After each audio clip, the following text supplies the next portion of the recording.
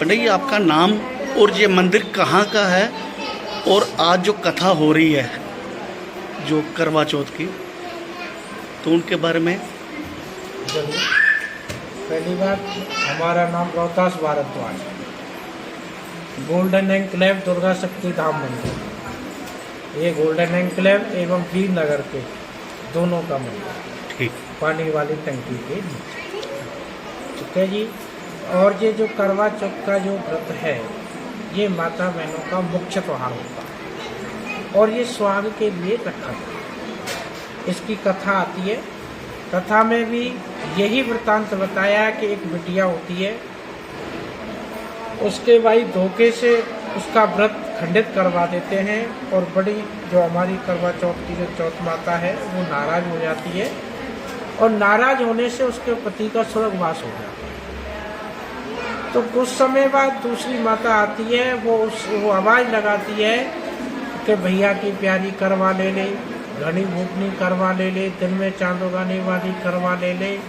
तो वो गुड़िया ऊपर से नीचे आती है और माई से बात करती है कि मैया आप हमें भी करवा दे के जाइए। तो मैया कहती है कि मैं आपको करवा नहीं दे सकती हूँ, आपसे बड़ी चौथ माता नाराज है। वो कहती है कि मैया जो मेरे से गलती हो गई वो तो हो गई, आप तो माँ हो, माँ तो क्षमा करने वाली है। आप मुझे कोई ऐसा हल बताइए जिससे मेरा पति दोबारा से जीवित हो।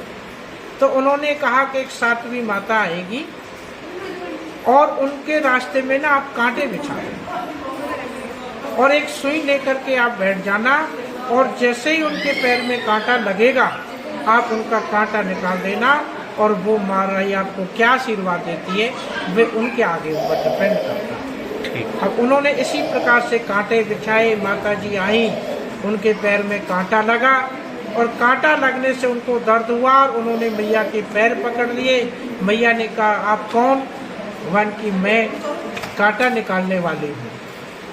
तो उन्होंने कहा मैं अगर आपकी आज्ञा हो तो मैं आपका भी कांटा निकाल सकती हूँ। तो मैया ने आज्ञा दी और उस बिटिया ने उनके पैर का कांटा निकाला, और कांटा निकालने से मैया के पैर का दर्द बंद हुआ और मैया ने आशीर्वाद दिया कि सदा सुहागन हो, आपको पुत्र रत्न प्राप्त हो। बस उसी से उन्होंने कहा कि मैया मेरे तो पति है ही नहीं इस दुनिया में, चौथ माता की वजह से नाराज होने के कारण मेरा पति का स्वर्गवास हो गया।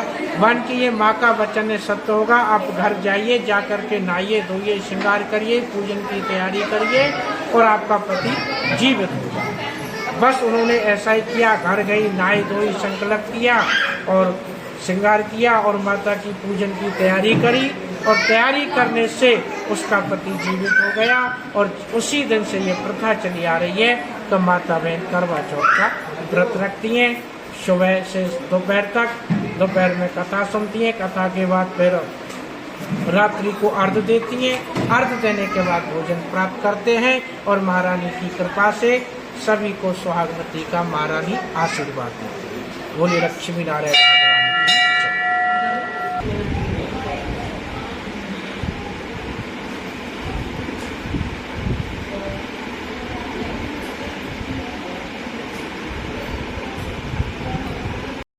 इकट्ठा करके और उसमें अग्नि लगा और अग्नि लगा करके एक चांदी उस पर रख जाए, छल्ले प्राप्त कर दिया और आकर के अपनी भाभीों से भी कहा कि भाभीियों अर्घ देने चंद्रमा निकल आया है।